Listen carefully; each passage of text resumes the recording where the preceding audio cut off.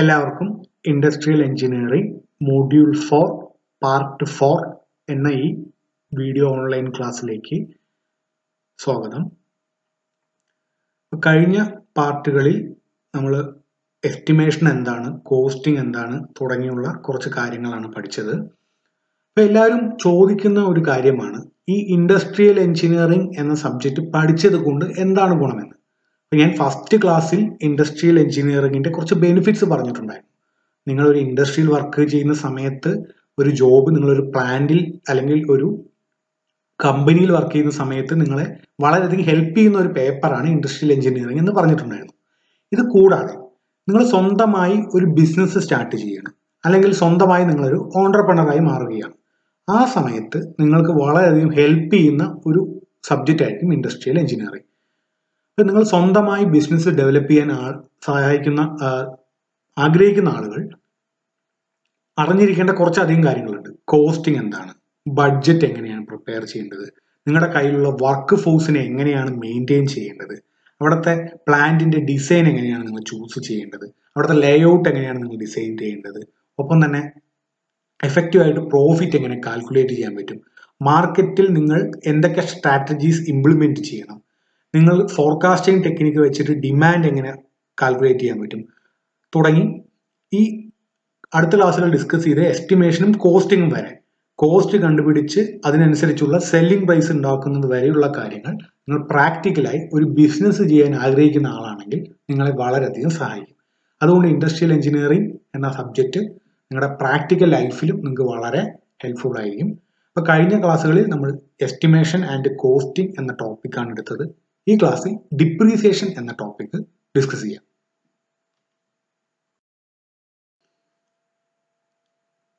Depreciation.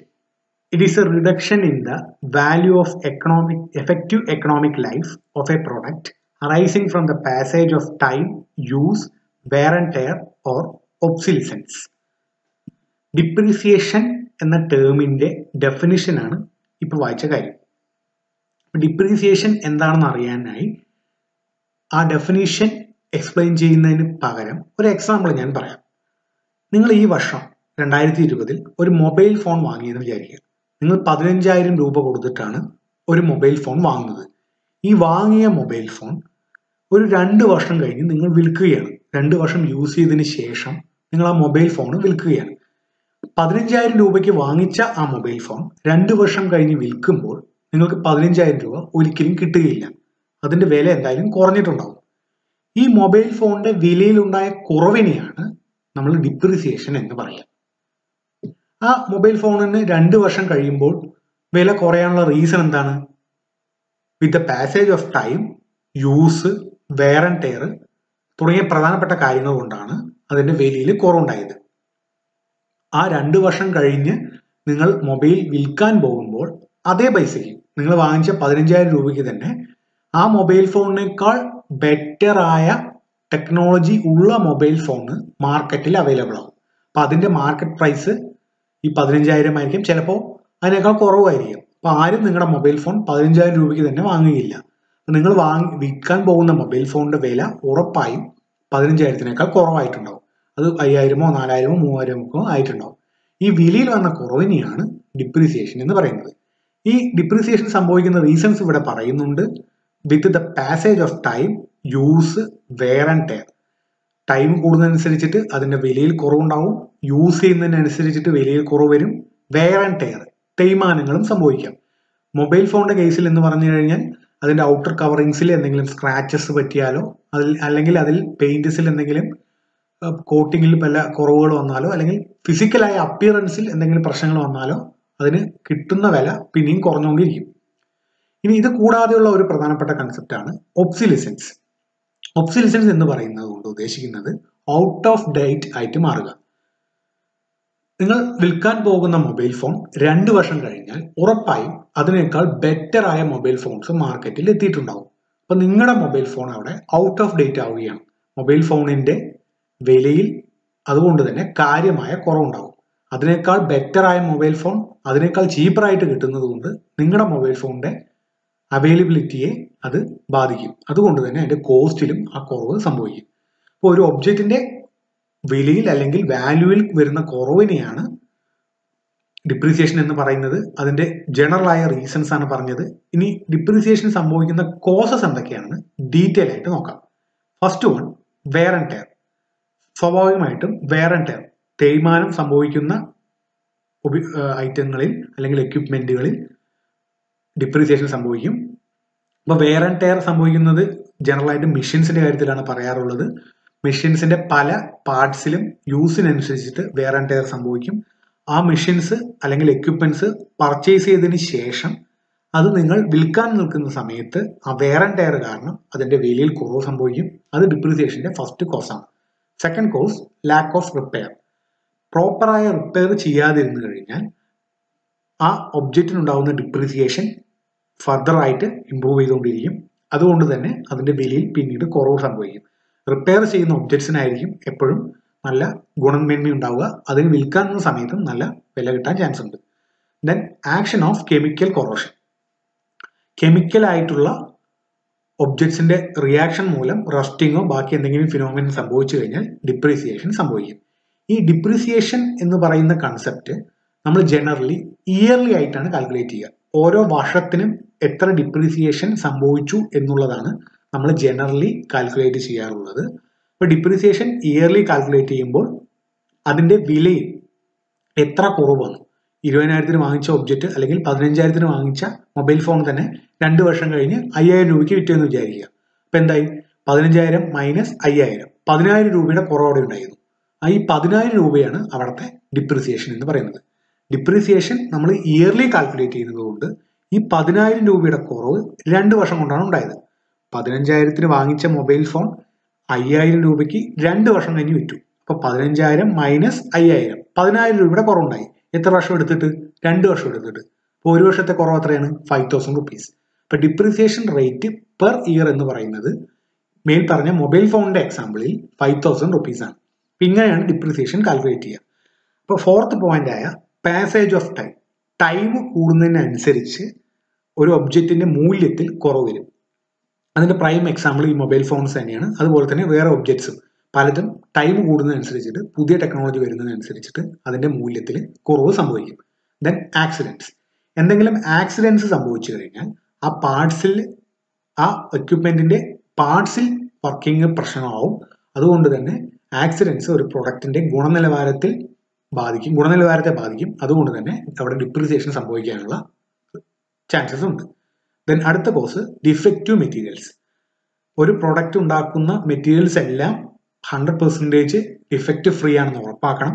Defective ആയ materials വെച്ച് ഉണ്ടാക്കുന്ന പ്രൊഡക്ട്സിന് ടൈം കൂടുന്നതനുസരിച്ചിട്ട് നഷ്ടങ്ങൾ സംഭവിക്കാൻ ചാൻസ് ഉണ്ട്. അതിൽ ചില പാർട്സ് വർക്ക് ചെയ്യാതാവും. അതുകൊണ്ട് തന്നെ ആ എക്യുപ്മെന്റ് വിൽക്കുന്ന സമയത്ത് അല്ലെങ്കിൽ 2 വർഷം കഴിഞ്ഞിട്ട് അതിന്റെ മൂല്യം കാൽക്കുലേറ്റ് ചെയ്യുന്ന സമയത്ത് മൂല്യത്തിൽ കുറവുണ്ടാവും. അപ്പോൾ ഡിഫക്റ്റീവ് മെറ്റീരിയൽസ് കൊണ്ടും ഡിപ്രീസിയേഷൻ സംഭവിക്കാം. പിന്നെ ഡിപ്രീസിയേഷൻ സംഭവിക്കുന്ന വേറൊരു കോസ് എന്ന് പറയുന്നത് ചേഞ്ചസ് ഇൻ പ്രൊഡക്ഷൻ ടെക്നിക്. ഒരു പെർട്ടിക്കുലർ ആയ ഒബ്ജക്റ്റ് ഉണ്ടാക്കാൻ ഒരു ടെക്നോളജിയാണ് നമ്മൾ ഫോളോ ചെയ്യുന്നത്. അപ്പൊ ആ ടെക്നോളജിയേക്കാൾ ബെറ്റർ ആയ ഒരു ടെക്നിക്ക് പിന്നീട് ഉണ്ടാവുകയാണെങ്കിൽ, ഇപ്പൊ മാനുഫാക്ചറിങ് രീതിയിൽ തന്നെ നിങ്ങൾ കൺവെൻഷൻ ആയിട്ടുള്ള ലെയ്ത്ത് പോലെയുള്ള മെഷീൻസിൽ വെച്ച് ഉണ്ടാക്കുന്നു എന്ന് വിചാരിക്കുക. അതിനുശേഷം അതേ സ്ഥലത്ത് CNC തുടങ്ങിയെന്ന് വിചാരിക്കുക. ലെയ്ത്ത് എന്ന് പറയുന്നത് മാനുവൽ ആയിട്ടുള്ള ഓപ്പറേഷൻ ആണ്. അവിടെ ഓട്ടോമാറ്റിക് ഗിയർ കട്ടിംഗ് പോലെയുള്ള കുറച്ച് ഓപ്പറേഷൻസ് മാത്രമേ ഓട്ടോമാറ്റിക് ആയിട്ടുള്ളൂ. പക്ഷെ CNC എന്ന് പറയുന്ന മെഷീനിൽ കമ്പ്യൂട്ടറൈസ്ഡ് ആയിട്ടുള്ള കൺട്രോൾ ആണുള്ളത്. അവിടെ പ്രൊഡക്ഷൻ ടെക്നിക്കിൽ തന്നെ ഒരു ചേഞ്ച് വന്നിരിക്കുകയാണ്. അപ്പൊ അതുകൊണ്ട് തന്നെ വളരെ ചീപ്പർ ആയിട്ടുള്ള പ്രൊഡക്ട്സ് ഈ പ്രൊഡക്ഷൻ ടെക്നിക്കിൽ ബെറ്റർ ആയിട്ടുള്ള പ്രൊഡക്ഷൻ ടെക്നിക്ക് ഉള്ള എക്യുപ്മെന്റ്സ് വെച്ച് ഉണ്ടാക്കാൻ പറ്റുന്നുണ്ട്. അതുകൊണ്ട് തന്നെ അവിടെ ഡിപ്രീസിയേഷൻ സംഭവിക്കാനുള്ള ചാൻസ് ഉണ്ട്. ഇനി automatic machines versus convention machines. മുമ്പ് പറഞ്ഞ ലെയ്ത്തിന്റെ എക്സാമ്പിൾ തന്നെ ഇതിനും സൈറ്റ് ചെയ്യാവുന്നതാണ്. ഓട്ടോമാറ്റിക് ആയ മെഷീൻസ് വന്നതോടുകൂടി കൺവെൻഷൻ ആയിട്ടുള്ള മെഷീൻസിന്റെ മൂല്യത്തിൽ വളരെയധികം കുറവ് സംഭവിക്കും. ഈ മൂല്യത്തിൽ വരുന്ന കുറവിനെയാണ് ഡിപ്രീസിയേഷൻ എന്ന് പറയുന്നത്. മാനുവൽ ആയിട്ടുള്ള ലെയ്ത്തിങ് മെഷീൻസിന് പകരം ഓട്ടോമാറ്റിക് ആയിട്ടുള്ള CNC മെഷീൻസ് വന്നു കഴിഞ്ഞാൽ മാനുവൽ ആയിട്ടുള്ള ലെയ്ത്ത് മെഷീൻസിന്റെ യൂസിൽ കുറവ് വരും. അതുകൊണ്ട് തന്നെ അതിന്റെ വാല്യൂവിലും കുറവ് വരും. ഇതിനെയാണ് ഡിപ്രീസിയേഷൻ എന്ന് പറയുന്നത്. ഡിപ്രീസിയേഷന്റെ അടുത്ത റീസൺ എന്ന് പറയുന്നത് new equipment which സൂപ്പർസൈഡ് the existing one. ഒരു എക്യുപ്മെന്റിന് പകരം അതിനേക്കാൾ ബെറ്റർ ആയിട്ടുള്ള വേറൊരു എക്യുപ്മെന്റ് ഇറങ്ങിക്കഴിഞ്ഞാൽ, മൊബൈൽ ഫോൺസ് തന്നെ അതിന്റെ എക്സാമ്പിൾസ് ആയിട്ട് പറയാം. ഒരു മൊബൈലിനേക്കാൾ ഫെസിലിറ്റീസ് അല്ലെങ്കിൽ സ്പെസിഫിക്കേഷൻസിൽ ബെറ്റർ ആയ വേറൊരു മൊബൈൽ ഫോൺ ഇറങ്ങിക്കഴിഞ്ഞാൽ പഴയ മൊബൈൽ ഫോണിന്റെ വിലയിൽ അല്ലെങ്കിൽ മൂല്യത്തിൽ വളരെയധികം കുറവ് സംഭവിക്കും. ഇത് ഡിപ്രിസിയേഷന്റെ ഒരു റീസൺ ആയിട്ട് പറയാവുന്നതാണ്.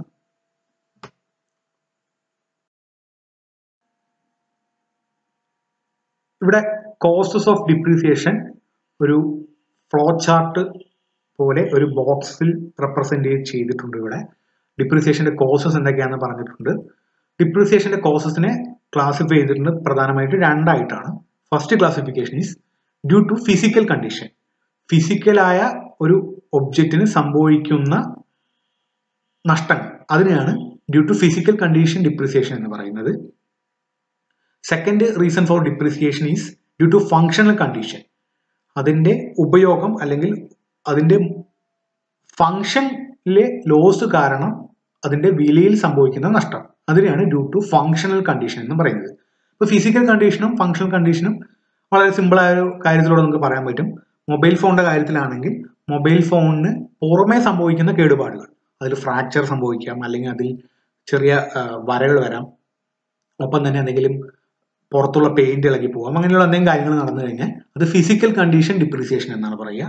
പക്ഷെ ഫങ്ഷണലായ കണ്ടീഷൻ എന്നുകൊണ്ട് ഉദ്ദേശിക്കുന്നത് ആ മൊബൈലിനേക്കാൾ ലേറ്റസ്റ്റ് ആയ വേറൊരു മൊബൈൽ ഇറങ്ങിക്കഴിഞ്ഞാൽ ഈ മൊബൈലിന്റെ യൂസിന് അതൊരു കുറവായിട്ട് പറയേണ്ടി വരും. അപ്പൊ അവിടെ ഒരു ഫങ്ഷണൽ ഡിപ്രീസിയേഷൻ ആണ് സംഭവിച്ചിട്ടുള്ളത്. ഇതാണ് ഇതിന്റെ ക്ലാസിഫിക്കേഷൻസ്. ഞാൻ ഓരോ കണ്ടീഷനിലും, ഫിസിക്കൽ കണ്ടീഷനിലും ഫങ്ഷണൽ കണ്ടീഷനിലും കുറച്ചധികം ക്ലാസിഫിക്കേഷൻസ് ഉണ്ട്. അത് ഓരോന്ന് ഏതൊക്കെയാണ് നോക്കാം. ഫിസിക്കൽ കണ്ടീഷനിൽ വെയർ ആൻഡ് ടയർ, നമ്മൾ മുമ്പ് എക്സ്പ്ലെയിൻ ചെയ്ത പോയിന്റ്സ് തന്നെയാണ് ഇതെല്ലാം. ജസ്റ്റ് അത് ഫങ്ഷനിൽ നിന്നും ഫിസിക്കൽ നിന്നും രണ്ടായി ഡിവൈഡ് ചെയ്ത് പറയുന്നു എന്നുള്ളൂ. First one is wear and tear. തേയ്മാനങ്ങൾ സംഭവിക്കുന്നത് കൊണ്ട് ഡിപ്രിസിയേഷൻ സംഭവിക്കാം. ഫിസിക്കൽ ഡീകെ, ഫിസിക്കലായ മെറ്റീരിയൽസ്, ഫിസിക്കലായ ഡീകെ ചിലപ്പോൾ ടൈമിനനുസരിച്ച് സംഭവിക്കാറുണ്ട്. ഇത് കൂടുതലായിട്ടും പച്ചക്കറി പോലുള്ള അല്ലെങ്കിൽ ഡെയിലി ഒരു കാലം കഴിഞ്ഞാൽ യൂസ് ചെയ്യാൻ പറ്റാത്ത ഒബ്ജക്ട്സിലാണ് സംഭവിക്കാറുള്ളത്. അപ്പോൾ ഒരു പച്ചക്കറിയുടെ കാര്യത്തിലാണ് നമ്മൾ ഫിസിക്കൽ ഡീകെ ഏറ്റവും ബെസ്റ്റായി സൈറ്റ് ചെയ്യാൻ പറ്റുന്നത്. ഇപ്പോൾ വാങ്ങിക്കുന്ന കുറച്ച് തക്കാളിയോ അതുപോലെയുള്ള ഏതെങ്കിലും ചെറിയ വെജിറ്റബിൾസ് 1-2 ആഴ്ച മാത്രമേ നമുക്ക് സ്റ്റോർ ചെയ്യാൻ പറ്റുകയുള്ളൂ. 2 ആഴ്ച കഴിഞ്ഞാൽ ആ പച്ചക്കറിക്ക് വില ഇല്ല എന്ന് തന്നെ പറയേണ്ടി വരും. കാരണം ഫിസിക്കൽ ഡീകെ മൂലം അതിന്റെ മൂല്യത്തിൽ വലിയ കുറവ് വന്നിട്ടുണ്ടാവും, അത് യൂസ് ചെയ്യാൻ പറ്റാത്ത ഫോമിലേക്ക് ആയിട്ടുണ്ടാവും. ദെൻ ആക്സിഡന്റൽ, എന്തെങ്കിലും ആക്സിഡന്റുകൾ സംഭവിച്ചുകൊണ്ട് ആ എക്യുപ്മെന്റിനോ അല്ലെങ്കിൽ അതിലെ ഏതെങ്കിലും പാർട്സിൽ കേടുപാടുകൾ സംഭവിച്ചാൽ അത് ഡിപ്രിസിയേഷനിലേക്ക് ലീഡ് ചെയ്യും. Then deferred maintenance and neglect. മെയിൻ്റനൻസിന്റെ കുറവ് കാരണമോ നെഗ്ലക്റ്റൻസ് കാരണമോ ചിലപ്പോൾ ഒരു പ്രൊഡക്റ്റിന്റെ ഫിസിക്കൽ കണ്ടീഷനിൽ ഡാമേജ് സംഭവിക്കാം. ആ ഡാമേജ് ചിലപ്പോൾ ഡിപ്രിസിയേഷനിലേക്ക് കൊണ്ടുചെന്നെത്തിക്കാം. ഇതെല്ലാം ഫിസിക്കൽ കണ്ടീഷൻസ് ആണ്. ഇനി ഫങ്ഷണൽ കണ്ടീഷൻസിൽ വരുന്ന ഡിപ്രിസിയേഷൻ ഏതൊക്കെയാണ് നോക്കാം. ഇൻഅഡിക്വസി ആൻഡ് ഒബ്സിലസൻസ്. ഈ ഇൻഅഡിക്വസി എന്ന് പറഞ്ഞു കഴിഞ്ഞാൽ ഇൻഅഡിക്വേറ്റ് ആയി മാറുക എന്ന് വെച്ച് കഴിഞ്ഞാൽ അത് ഒരു പെർട്ടിക്കുലർ യൂസിന് പറ്റാതായി ചേരുക. അതിന് ബെസ്റ്റ് ഒരു എക്സാമ്പിൾ എന്ന് പറയുന്നത് പഴയ ടേപ്പ് റെക്കോർഡ് നിങ്ങൾ ചിന്തിച്ച് നോക്കുക. പഴയ ടേപ്പ് റെക്കോർഡ് എന്ന് പറഞ്ഞു കഴിഞ്ഞാൽ അത് റേഡിയോ ഉണ്ടായതിനു ശേഷം കണ്ടുപിടിച്ചതാണ്. ടേപ്പ് റെക്കോർഡ് ചെയ്ത് അതിൽ പാട്ട് കേൾക്കാൻ യൂസ് ചെയ്യാൻ പറ്റുന്ന ഒരു എക്യുപ്മെന്റ് ആയിരുന്നു ടേപ്പ് റെക്കോർഡർ. പക്ഷെ അതിനുശേഷം DVD players, VCD players, then mobile phones തുടങ്ങിയ പാട്ട് കേൾക്കാവുന്ന പല മോഡേൺ ടെക്നോളജീസ് വന്നതോടുകൂടി ഈ ടേപ്പ് റെക്കോർഡർ എന്ന സംഗതി ഇൻഅഡിക്വേറ്റ് ആയിട്ട് മാറി, പല യൂസിനും പറ്റാതായി മാറി. അപ്പോൾ ആ ടേപ്പ് റെക്കോർഡിന് സംഭവിച്ചത് ഒരു ഫങ്ഷൻ ആയിട്ടുള്ള ഡിപ്രിസിയേഷൻ ആണ്. ഒപ്പം തന്നെ ഒബ്സിലസൻസ് എന്ന കാര്യവും അവിടെ ചേർത്ത് വായിക്കാവുന്നതാണ്. ഒബ്സിലസൻസ് എന്ന് പറഞ്ഞു കഴിഞ്ഞാൽ മുൻപ് ഞാൻ എക്സ്പ്ലെയിൻ ചെയ്തു, ഔട്ട് ഓഫ് ഡേറ്റ് ആയിട്ട് മാറുക. ആ ടേപ്പ് റെക്കോർഡർ തന്നെ വർഷങ്ങൾ കഴിയുന്നതോടുകൂടി ആ കാലത്തിന് ചേരാത്ത ഒരു ഒബ്ജക്റ്റ് ആയിട്ട് മാറി. ഇന്നിപ്പോ ഒരു വീട്ടിൽ ഒരു ടേപ്പ് റെക്കോർഡർ യൂസ് ചെയ്യുന്നുണ്ട് എന്ന് പറഞ്ഞു കഴിഞ്ഞാൽ അതൊരു ഔട്ട് ഓഫ് ഡേറ്റ് ഒബ്ജക്റ്റ് ആണെന്ന് പറയേണ്ടി വരും. കാരണം അതിനേക്കാൾ ബെറ്റർ ആയ, അതിനേക്കാൾ എഫിഷ്യന്റ് ആയ കുറെ അധികം സബ്സ്റ്റിറ്റ്യൂട്ട്സ് ഉള്ള സമയത്ത് ഈ കാലത്തിന് ചേരാത്ത ഒരു ഒബ്ജക്റ്റ് ആയിട്ട് ആ ടേപ്പ് റെക്കോർഡർ അവിടെ മാറുകയാണ്. കാരണം അതിൽ റെക്കോർഡ് ചെയ്യാനും ഒപ്പം തന്നെ ആ ടേപ്പ് മെയിൻറ്റെയിൻ ചെയ്യാനും എല്ലാം നല്ല കോസ്റ്റ് ചിലവാണ്, അതിൻ്റെ ലഭ്യത കുറവാണ്. അതെല്ലാം കൊണ്ട് അതിനേക്കാൾ ബെറ്റർ ആയ ഒബ്ജക്ട്സ് ഉള്ളത് കൊണ്ട് അത് അവിടെ യൂസ് ഇല്ലാതായി മാറുകയാണ്. ഇത് ഡിപ്രിസിയേഷൻ ഡ്യൂ ടു ഫങ്ഷണൽ കണ്ടീഷന്റെ ഒരു എക്സാമ്പിൾ ആയിട്ട് പറയാൻ പറ്റും.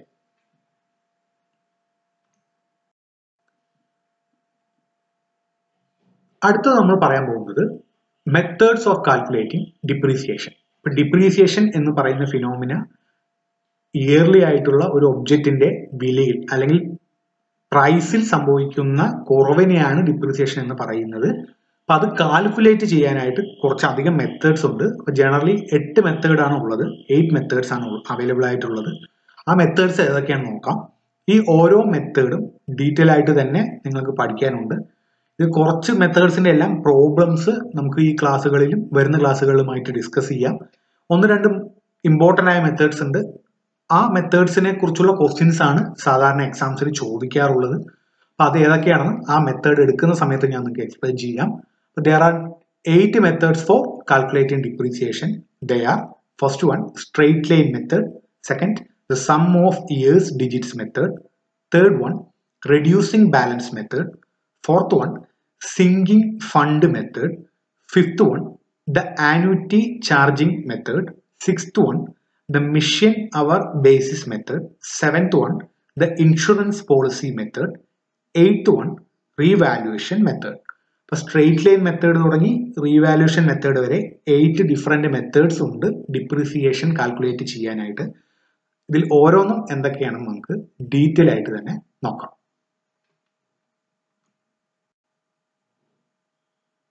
First method to calculate depreciation is straight line method. ഈ സ്ട്രെയിറ്റ് ലൈൻ മെത്തേഡ് വളരെ ഇമ്പോർട്ടൻ്റ് ആണ്. സ്ഥിരമായി എക്സാമിന് ചോദിക്കുന്ന ഒരു ഏരിയ ആണ് ഈ സ്ട്രെയിറ്റ് ലൈൻ മെത്തേഡ്. ഈ സ്ട്രെയിറ്റ് ലൈൻ മെത്തേഡ് വെച്ച് എങ്ങനെയാണ് ഡിപ്രിസിയേഷൻ കാൽക്കുലേറ്റ് ചെയ്യുക എന്ന് നോക്കാം. This is the most commonly used and easily understood method. In this method the depreciation is assumed to be uniform throughout the period. The amount of depreciation is constant for every year. This amount is recovered every year as depreciation amount.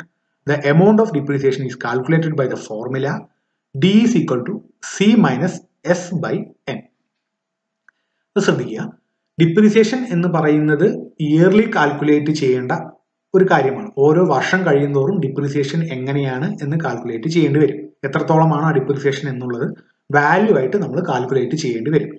ഇപ്പൊ depreciation value ആയിട്ട് calculate ചെയ്യാൻ വേണ്ടിയുള്ള ഏറ്റവും simple ആയിട്ടുള്ള മെത്തേഡാണ് straight line method. ഈ straight line മെത്തേഡിന്റെ പ്രത്യേകത എന്താണെന്ന് വെച്ച് കഴിഞ്ഞാൽ ഈ മെത്തേഡിൽ ഡിപ്രിസിയേഷൻ കോൺസ്റ്റന്റ് വാല്യൂ ആയിട്ടാണ് നമ്മൾ അസ്യൂം ചെയ്യുക. കോൺസ്റ്റന്റ് വാല്യൂ എന്ന് വെച്ച് കഴിഞ്ഞാൽ എല്ലാ കേസസിലും കോൺസ്റ്റന്റ് എന്നല്ല. ഒരു ഒബ്ജക്റ്റിന്റെ 5 വർഷത്തെ ഡിപ്രിസിയേഷൻ കാൽക്കുലേറ്റ് ചെയ്യാൻ പറഞ്ഞു എന്ന് വിചാരിക്കുക. ഒരു ഒബ്ജക്റ്റിന്റെ 5 വർഷത്തെ ഡിപ്രിസിയേഷൻ. ഈ കേസിൽ സ്ട്രെയിറ്റ് ലൈൻ മെത്തേഡ് വെച്ചിട്ടാണ് നമ്മളത് ചെയ്യുന്നതെങ്കിൽ ഈ 5 വർഷത്തെയും ഡിപ്രിസിയേഷൻ സെയിം ആയിരിക്കും. ടോട്ടലായ ഒരു ഡിപ്രിസിയേഷൻ കണ്ടുപിടിക്കുന്നു, അതിനെ divided by number of years ചെയ്ത് കഴിഞ്ഞാൽ ഓരോ വർഷത്തെയും ഡിപ്രിസിയേഷൻ ആയി. അത് ഓരോ വർഷം എന്നുകൊണ്ട് ഉദ്ദേശിക്കുന്നത് ഫസ്റ്റ് ഇയർ ഡിപ്രിസിയേഷൻ തന്നെ ആയിരിക്കും സെക്കൻഡ് ഇയറിൽ തന്നെ ആയിരിക്കും തേർഡ് ഇയറിലെയും. അതുകൊണ്ടാണ് depreciation is constant for every year എന്ന് പറയുന്നത്. ഇനി ആ ഇക്വേഷനിലേക്ക് ശ്രദ്ധിക്കുക. D is equal to C minus S by N. അതിൽ സി എന്ന് പറയുന്നത് ഇനീഷ്യൽ വാല്യൂ ആണ്, എസ് എന്ന് പറയുന്നത് സ്ക്രാപ്പ് വാല്യൂ, എൻ എന്ന് പറയുന്നത് life of asset in year or number of years എന്നാണ് പറയാം. സി എന്ന് പറയുന്നത് നിങ്ങൾ ഒബ്ജക്റ്റ് വാങ്ങാൻ വേണ്ടി ചെലവാക്കുന്ന പൈസയാണ്. ഒരു എക്സാമ്പിൾ പറയാം. ഒരു മൊബൈൽ ഫോണിന്റെ എക്സാമ്പിൾ തന്നെ എടുക്കാം. നിങ്ങൾ 15,000 rupees 15,000 രൂപയ്ക്ക് ഒരു മൊബൈൽ ഫോൺ വാങ്ങുന്നു. അപ്പൊ അതിന്റെ ഇനീഷ്യൽ വാല്യൂ എന്ന് പറയുന്നത് 15,000 രൂപയാണ്. ഈ 15,000 രൂപയ്ക്ക് വാങ്ങിച്ച മൊബൈൽ ഫോൺ നിങ്ങൾ 3 വർഷം കഴിഞ്ഞ് വെറും 5,000 രൂപയ്ക്ക് വിൽക്കുകയാണെന്ന് വിചാരിക്കുക. 5,000 രൂപ കിട്ടിയെന്ന് വിചാരിക്കുക. അപ്പൊ 15,000 എന്ന് പറയുന്ന ഇനീഷ്യൽ എമൗണ്ടിന് വാങ്ങിച്ച വാല്യൂവിന്റെ എസ് എന്ന് വെച്ച് കഴിഞ്ഞാൽ സ്ക്രാപ്പ് വാല്യൂ. നിങ്ങൾ 3 വർഷം കഴിഞ്ഞിട്ട് അത് വിൽക്കുന്ന വില, അതാണ് സ്ക്രാപ്പ് വാല്യൂ. അത് 5,000 ആണ്. അപ്പൊ 15,000 മൈനസ് 5,000, 15,000 5,000 കുറയ്ക്കുക, 10,000 രൂപ. 10,000 രൂപയാണ് ടോട്ടൽ ആയിട്ടുള്ള ഈ 3 വർഷത്തിന് ആവശ്യമുള്ള ഡിപ്രിസിയേഷൻ റേറ്റ്. ഇനി ആക്ച്വൽ ഡിപ്രിസിയേഷൻ നമ്മൾ കാൽക്കുലേറ്റ് ചെയ്യുന്നത് ഇയർലി ആയിട്ടാണ്. അപ്പൊ എന്ത് ചെയ്യണം? 15,000 മൈനസ് 5,000 ഡിവൈഡഡ് ബൈ 3, 3 കൊണ്ട് അതിനെ ഡിവൈഡ് ചെയ്യുക. അപ്പൊ 10,000 ഡിവൈഡഡ് ബൈ 3 എന്നുള്ള വാല്യൂ കിട്ടും. 3,333 രൂപയാണ് ഓരോ വർഷത്തെയും depreciation rate.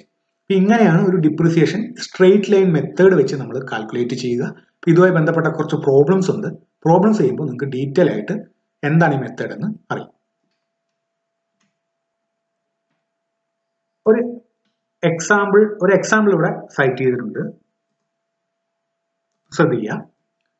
A machine was purchased for 13,000 rupees. The assumed scrap value at the end of 10 years of assumed useful life of the machine was 10,000 rupees. Determine the depreciation fund accrued at the end of 4 years of its useful life using straight line method. ഒരു machine purchase ചെയ്തിരിക്കുന്ന amount എത്രയാണെന്ന് പറഞ്ഞിട്ടുണ്ട്. 13,000, 30,000 രൂപയ്ക്കാണ് ഒരു machine purchase ചെയ്തിട്ടുള്ളത്. 10 വർഷം കഴിഞ്ഞപ്പോൾ അതിന്റെ വില 10,000 രൂപയായിട്ട് കുറഞ്ഞു. അങ്ങനെയാണെങ്കിൽ ഡിപ്രിസിയേഷൻ എന്താണെന്ന് കാൽക്കുലേറ്റ് ചെയ്യാൻ പറഞ്ഞിട്ടുണ്ട്. ഒപ്പം തന്നെ ഡിപ്രിസിയേഷൻ 4 വർഷം കഴിയുമ്പോൾ എത്രയാകണം എന്നും കൂടി കാൽക്കുലേറ്റ് ചെയ്യാൻ പറഞ്ഞിട്ടുണ്ട്. ഈ പ്രോബ്ലം വെച്ച് നമ്മൾ മുമ്പ് പഠിച്ച D=C-S/N എന്നുള്ള ഫോർമുല വെച്ച് ഇതെങ്ങനെ സോൾവ് ചെയ്യാം എന്ന് നോക്കാം. ഈ വളരെ സിമ്പിൾ ആയ ഒരു ക്വസ്റ്റ്യൻ തന്നെയാണ്. നിങ്ങളിത് വീഡിയോ പോസ് ചെയ്ത് സ്വയം അറ്റംപ്റ്റ് ചെയ്യാൻ ശ്രമിക്കുക. സൊല്യൂഷൻ കിട്ടിയില്ലെങ്കിൽ മാത്രം സൊല്യൂഷൻ പാർട്ടിലേക്ക് മൂവ് ചെയ്യുക.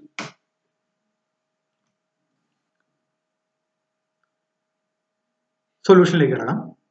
ഹിയർ സി എന്ന് വെച്ചാൽ ഇനീഷ്യൽ വാല്യൂ തന്നിട്ടുണ്ട് 13,000. S is 10,000. Number of years 10 ആണ്. അപ്പോൾ ഡിപ്രിസിയേഷന്റെ ഫോർമുല ഓൾറെഡി മെൻഷൻ ചെയ്തിട്ടുണ്ട്. D=C-S/N. ഓരോ വർഷത്തെയും ഡിപ്രിസിയേഷൻ ആണ് നമ്മൾ കാൽക്കുലേറ്റ് ചെയ്യുക.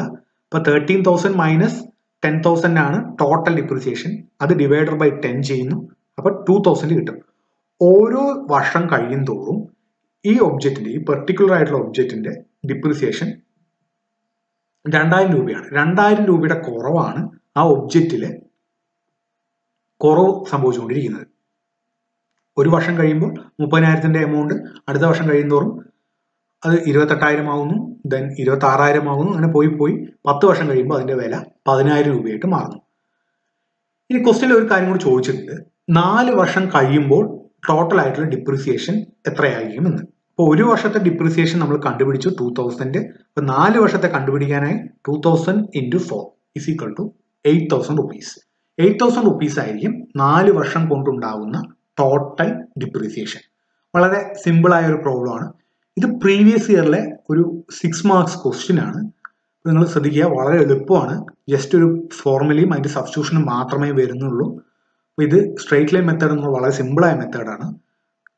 എക്സാംസിന് വളരെ നിങ്ങൾ പഠിക്കാവുന്ന വളരെ എളുപ്പമുള്ള ഒരു മെത്തേഡ് തന്നെയാണ് ഇത്. ഈ സ്ട്രെയിറ്റ് ലൈൻ മെത്തേഡുമായി ബന്ധപ്പെട്ട ഒരു പ്രോബ്ലം കൂടി നമുക്ക് വർക്ക് ചെയ്യാം.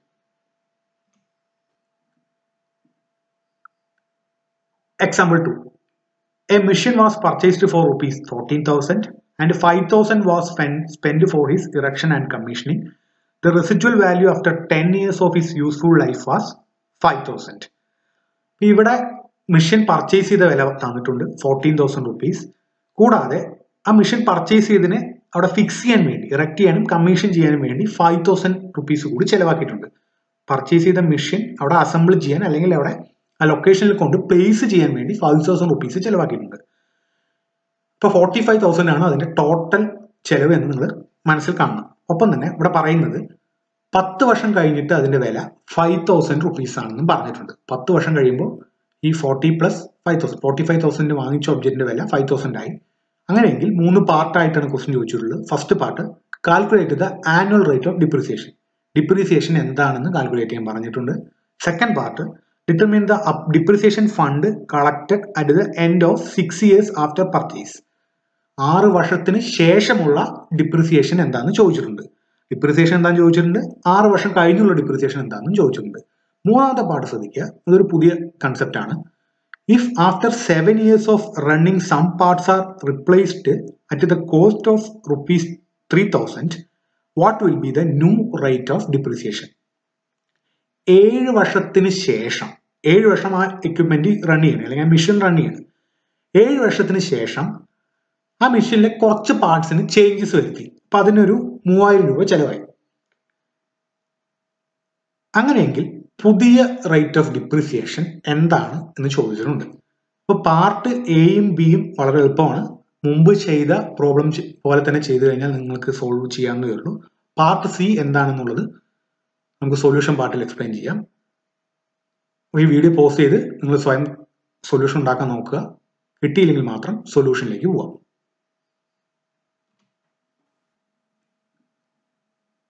സൊല്യൂഷൻ. ഇവിടെ സൊല്യൂഷനിൽ ഫസ്റ്റ് നിങ്ങൾ ശ്രദ്ധിക്കേണ്ട കാര്യം, ഇവിടെ ഈ വാങ്ങിച്ചിരിക്കുന്ന മെഷീന്റെ ഇനീഷ്യൽ കോസ്റ്റ് എന്ന് പറയുന്നത് 40,000 റുപ്പീസ് മാത്രമല്ല, ഒപ്പം ഒരു 5,000 കൂടി ആഡ് ചെയ്യണം. അതെന്തിനായിരുന്നു? ആ മെഷീൻ അവിടെ സ്ഥാപിക്കാൻ, ഇറക്ട് ചെയ്യാനും കമ്മീഷൻ ചെയ്യാനുള്ള ചാർജസ് ആണ്. അപ്പൊ ടോട്ടൽ സി എന്ന് പറയുന്നത് 40,000 plus 5,000 which is 45,000. Scrap value അല്ലെങ്കിൽ 10 വർഷത്തിന് ശേഷമുള്ള ആ ഒബ്ജക്റ്റിന്റെ വാല്യൂ എത്രയാണ്? 5,000 ആണ്. ഇതും ക്വസ്റ്റ്യനിൽ തന്നിരിക്കുന്ന ഡാറ്റയാണ്. അപ്പൊ നിങ്ങൾ ഈ ക്വസ്റ്റ്യൻ ചെയ്യുന്നതിന് മുമ്പ് എന്താ ചെയ്യേണ്ടതെന്ന് വെച്ച് കഴിഞ്ഞാൽ, തന്നിരിക്കുന്ന ഡാറ്റകളെല്ലാം എഴുതുക. സി എന്താണ്, എസ് എന്താണ്, എൻ എന്താണെന്നൊക്കെ എഴുതാം. അതിനുശേഷം ജസ്റ്റ് സബ്സ്റ്റിറ്റ്യൂട്ട് ചെയ്ത് കഴിഞ്ഞാൽ ബാക്കിയുള്ള വാല്യൂസ് നമുക്ക് കണ്ടെത്താൻ പറ്റും. സിയും കണ്ടുപിടിച്ചു, എസും കണ്ടുപിടിച്ചു. ഈ എൻ എത്രയാണെന്ന് ക്വസ്റ്റ്യനിൽ തന്നിട്ടുണ്ട്, 10 വർഷം. അപ്പൊ ഫസ്റ്റ് പാർട്ട് ക്വസ്റ്റ്യനിൽ ചോദിച്ചിട്ടുള്ളത് ഡിപ്രിസിയേഷൻ കാണാനാണ്. D is equal to C minus S by N. 45,000 ആണ് സി എന്ന് തന്നിട്ടുണ്ട്. 5,000 അതിൽ നിന്ന് കുറയ്ക്കുക, divided by 10. 14,000 by 10 which is 4,000. ഒരു വർഷത്തെ ഡിപ്രിസിയേഷൻ എന്ന് പറയുന്നത് 4,000 റുപ്പീസസ് ആണ്. ഓരോ വർഷം കഴിയുന്നതോറും ആ ഒബ്ജക്റ്റിന്റെ വിലയിൽ 4,000 അല്ലെങ്കിൽ ആ മെഷീന്റെ വിലയിൽ 4,000 രൂപയുടെ കുറവ് ഉണ്ടാകുന്നുണ്ട്. ഈ സെക്കൻഡ് പാർട്ട് എന്ന് പറയുന്നത് depreciation fund at the end of 6 years. ഒരു ഇയറിൽ 4,000 ആണ് എന്ന് പറയുന്നുണ്ട്. 6 വർഷം കഴിയുമ്പോഴുള്ള ഡിപ്രിസിയേഷൻ എത്രയാണെന്നാണ് ചോദിച്ചിട്ടുള്ളത്. 4,000 ഇൻറ്റു 6 ചെയ്യുക, എത്രയാണ്? 24,000. 6 വർഷം കഴിയുമ്പോൾ ആ ഒബ്ജക്റ്റിനുള്ള വില 24,000 റുപ്പീസ് ആണ്. ഇനി തേർഡ് പാർട്ടിലേക്ക് ചെല്ലാം. തേർഡ് പാർട്ട് എന്ന് പറയുന്നത് 7 വർഷത്തിന് ശേഷമുള്ള ഒരു കാര്യം കാൽക്കുലേറ്റ് ചെയ്യാനാണ്. ഇവിടെ നിങ്ങൾ ശ്രദ്ധിക്കേണ്ട കാര്യം എന്താണെന്ന് വെച്ച് കഴിഞ്ഞാൽ, ഇവിടെ നമ്മൾ ആനുവൽ ഡിപ്രിസിയേഷൻ കാൽക്കുലേറ്റ് ചെയ്തു 4,000, 6 വർഷത്തെ കാൽക്കുലേറ്റ് ചെയ്തു 24,000 റുപ്പീസ്. ഇനി 7 വർഷം കഴിഞ്ഞാൽ ആ ഒബ്ജക്റ്റിന്റെ യഥാർത്ഥ വില എന്തായിരിക്കും? ഡിപ്രിസിയേഷൻ അല്ല, യഥാർത്ഥ വില. ആ വിലയാണ് ബുക്ക് വാല്യൂ എന്ന് പറയുന്നത്. ബുക്ക് വാല്യൂ എന്ന് വെച്ച് കഴിഞ്ഞാൽ 7 വർഷത്തിന് ശേഷം ആ ഒബ്ജക്റ്റിനുള്ള യഥാർത്ഥ വാല്യൂ. ആ യഥാർത്ഥ വാല്യൂ എങ്ങനെ കിട്ടും? ഫസ്റ്റ് ഈ പ്രോബ്ലം തുടങ്ങുന്നതിന് മുമ്പുള്ള ആദ്യത്തെ വില അത് എത്രയായിരുന്നു? 45,000 റുപ്പീസ്. ആ 45,000 റുപ്പീസിൽ നിന്നും 7 വർഷത്തെ ഡിപ്രിസിയേഷൻ അത് കുറച്ചു കഴിഞ്ഞാൽ നമുക്ക് 7 വർഷത്തിന് ശേഷമുള്ള ആ ഒബ്ജക്റ്റിന്റെ അല്ലെങ്കിൽ ആ എക്യുപ്മെന്റിന്റെ യഥാർത്ഥ വാല്യൂ അല്ലെങ്കിൽ ബുക്ക് വാല്യൂ എത്രയാണെന്ന് കിട്ടും. അപ്പോൾ ഒരു വർഷം കുറയുന്ന എമൗണ്ട് എത്രയാണ്? 4,000 റുപ്പീസ് ആണ്. 7 വർഷം കഴിയുമ്പോൾ എത്ര കുറയും? 7 ഇൻറ്റു 4,000 വിച്ച് ഈസ് 28,000 റുപ്പീസ്. 28,000 രൂപയുടെ ഡിപ്രിസിയേഷൻ സംഭവിക്കും. അപ്പോൾ യഥാർത്ഥ വില എത്രയാണ്? 45,000 മൈനസ് 28,000 വിച്ച് ഈസ് 17,000. യഥാർത്ഥ വില എന്ന് പറയുന്നത് ആദ്യത്തെ വിലയായ 45,000 നിന്നും കുറഞ്ഞ ഡിപ്രിസിയേഷൻ, കുറച്ചെടുത്ത ഡിപ്രിസിയേഷൻ വാല്യൂ ആണ്. വിച്ച് ഈസ് 45,000 മൈനസ് 7 ഇൻറ്റു 4,000, അല്ലാതെ 28,000 ഈസ് 17,000 റുപ്പീസ്. ഈ ഒബ്ജക്റ്റിന്റെ വില, യഥാർത്ഥ വില 7 വർഷം കഴിയുമ്പോൾ 17,000 രൂപയായിരിക്കും. ഇനി 7 വർഷം കഴിഞ്ഞ് ഒരു അഡീഷണൽ കാര്യം കൂടി പറഞ്ഞിട്ടുണ്ട്. കുറച്ച് പാർട്സ് അല്ല, 7 വർഷം കഴിഞ്ഞ് യൂസ് ചെയ്യുമ്പോൾ പല പാർട്സിലും വെയർ ആൻഡ് ടയർ സംഭവിക്കും. അപ്പൊ പല പാർട്സും ആ എക്യുപ്മെന്റിന്റെ മാറ്റേണ്ടി വന്നു. അപ്പൊ 17,000 റുപ്പീസിന്റെ ഒപ്പം കോസ്റ്റ് ഓഫ് റിപ്ലേസ്മെന്റ്സ് ഓഫ് പാർട്സും കൂടി ആഡ് ചെയ്താലാണ് 7 വർഷത്തിന് ശേഷമുള്ള യഥാർത്ഥ വില നിങ്ങൾക്ക് കിട്ടുക. അപ്പോൾ 70,000 plus 3,000 rupees which is 20,000 rupees. ഈ 20,000 എങ്ങനെ കിട്ടിയത്? ഓൾറെഡി 7 വർഷം കഴിഞ്ഞിട്ടുള്ള യഥാർത്ഥ വില അല്ലെങ്കിൽ ബുക്ക് വാല്യൂ എന്ന് പറയുന്നത് നമ്മൾ 17,000 ആണെന്ന് കിട്ടി. ഒപ്പം തന്നെ ഈ 7 വർഷം കഴിഞ്ഞപ്പോൾ ആ എക്യുപ്മെന്റിലെ കുറച്ച് പാർട്സ് റിപ്ലേസ് ചെയ്യേണ്ടി വന്നു. ഇത് ക്വസ്റ്റ്യനിൽ തന്നിട്ടുള്ള ഒരു ഡാറ്റയാണ്. അതിനുവേണ്ടി നമ്മൾ ചെലവാക്കിയ പൈസ എത്രയാണ്? 3,000 റുപ്പീസ്. അത് 17,000 റുപ്പീസിന്റെ ഒപ്പം ആഡ് ചെയ്യുക. അപ്പോൾ 17,000 rupees plus 3,000 which is 20,000 rupees. 20,000 രൂപയാണ് ന്യൂ ബുക്ക് വാല്യൂ. യഥാർത്ഥ ബുക്ക് വാല്യൂടെ ഒപ്പം 3,000 കൂടി ആഡ് ചെയ്തപ്പോൾ കിട്ടിയതാണ് പുതിയ ബുക്ക് വാല്യൂ. ഇതാണ് ആക്ച്വൽ ആയിട്ടുള്ള 7 വർഷം കഴിഞ്ഞിട്ടുള്ള വില, 20,000 റുപ്പീസ്. ഇനി അടുത്ത 3 വർഷത്തെ ഡിപ്രിസിയേഷൻ ഫണ്ടാണ് കാൽക്കുലേറ്റ് ചെയ്യാൻ ക്വസ്റ്റ്യനിൽ ചോദിച്ചിട്ടുള്ളത്. അപ്പോൾ 3 വർഷത്തിന് 7 വർഷം കഴിഞ്ഞിട്ടുള്ള വില എന്ന് പറയുന്നത് 20,000 റുപ്പീസ് ആണ്. 10 വർഷം കഴിയുമ്പോൾ അതിന്റെ കണ്ടീഷൻ എന്താണെന്ന് ക്വസ്റ്റ്യനിൽ ഓൾറെഡി തന്നിട്ടുണ്ട്. 5,000 റുപ്പീസ് ആയിരിക്കും സ്ക്രാപ്പ് വാല്യൂ എന്ന് തന്നിട്ടുണ്ട്. 20,000 മൈനസ് 5,000 ഏഴാമത്തെ വർഷത്തിൽ നിന്ന് 10ാമത്തെ വർഷത്തിലേക്ക് എത്ര വർഷം ബാക്കിയുണ്ട്? 3 വർഷം. 8ാമത്തെ വർഷം, 9ാമത്തെ വർഷം, 10ാമത്തെ വർഷം. 20,000 minus 5,000 divided by 3. 15,000 divided by 3 is equal to 5,000 rupees. അവസാനത്തെ 3 വർഷത്തെ ഡിപ്രീസിയേഷൻ 5,000 റുപ്പീസ് ആയിരിക്കും. അപ്പൊ ഇവിടെ നമ്മൾ ശ്രദ്ധിക്കേണ്ട കാര്യം എന്താണെന്ന് വെച്ച് കഴിഞ്ഞാൽ, ഈ പറഞ്ഞ ഡിപ്രീസിയേഷൻ കാൽക്കുലേറ്റ് ചെയ്തത് കഴിഞ്ഞ മെത്തേഡ് പോലെ തന്നെയായിരുന്നു. പക്ഷെ ഇവിടെ 7 വർഷത്തിന് ശേഷമുള്ള ബുക്ക് വാല്യൂ കണ്ടുപിടിച്ചു. അതിൻ്റെ ഒപ്പം 7 വർഷത്തിന് ശേഷം അഡീഷണൽ ആയിട്ട് ഇൻവെസ്റ്റ് ചെയ്ത മണിയും കൂടി അതിൻ്റെ ഒപ്പം ആഡ് ചെയ്തു. അതാണ് യഥാർത്ഥ ബുക്ക് വാല്യൂ എന്ന് എടുത്തു. അതിനെ സ്ക്രാപ്പ് വാല്യൂ, അതിൽ നിന്നും സ്ക്രാപ്പ് വാല്യൂ റെഡ്യൂസ് ചെയ്തു. ബാക്കിയുള്ള ഇയേഴ്സ് വെച്ച് ഡിവൈഡ് ചെയ്തു. Which is 20,000 minus 5,000 by 3. ഇതിലും 10 ഒന്നും ചെയ്യരുത്. കാരണം 7 വർഷത്തിന് ശേഷം ബാക്കി 3 വർഷം ബാക്കിയുള്ളൂ. 7 വർഷത്തിന് ശേഷമാണ് ഈ 20,000. 7 വർഷത്തിന് മുമ്പ് 45,000 ആയിരുന്നു വില, 45,000 ആയിരുന്നു. 7 വർഷം കഴിഞ്ഞപ്പോഴാണ് അത് 20,000 ആയിട്ട് മാറിയത്. അപ്പൊ 20,000 നിന്നും 5,000 വെച്ച് മൈനസ് ചെയ്തു, ഡിവൈഡഡ് ബൈ 3 ചെയ്തു. അപ്പൊ കിട്ടുന്ന വാല്യൂ ആയിരിക്കും 15,000 divided by 3 which is 5,000 rupees per year. പുതിയ ഡിപ്രിസിയേഷൻ അടുത്ത 3 വർഷത്തേക്ക് 5,000 രൂപയായി 5,000 റുപ്പീസ് പെർ ഇയർ ആയിരിക്കും. ഇപ്പൊ ഇന്നത്തെ ക്ലാസ്സിൽ ഡിപ്രീസിയേഷനിൽ എന്താണെന്ന് പഠിപ്പിച്ചു, അതിന്റെ കോസസ് പഠിപ്പിച്ചു, മെത്തേഡ് ഫോർ കാൽക്കുലേറ്റിംഗ് ഡിപ്രീസിയേഷൻ ഏതെല്ലാമാണെന്ന് പറഞ്ഞു. അതിലെ first method straight line method എന്ന ടോപ്പിക്കാണ് എടുത്തത്. ഈ സ്ട്രെയിറ്റ് ലൈൻ മെത്തേഡ് വളരെ ഇമ്പോർട്ടൻ്റ് ആണ്. എക്സാമിൽ സ്ഥിരമായി ചോദിക്കുന്ന ഏരിയ സ്ട്രെയിറ്റ് ലൈൻ മെത്തേഡാണ്. ഇനിയുള്ള മെത്തേഡ്സ് 2 to 8, 2 മുതൽ 8 വരെയുള്ള അടുത്ത മെത്തേഡ്സും ഉണ്ട്. ഫസ്റ്റ് മെത്തേഡ് മാത്രമേ ആയിട്ടുള്ളൂ. വരുന്ന ക്ലാസ്സുകളിൽ നമുക്ക് ഡിസ്കസ് ചെയ്യാം. Thank you.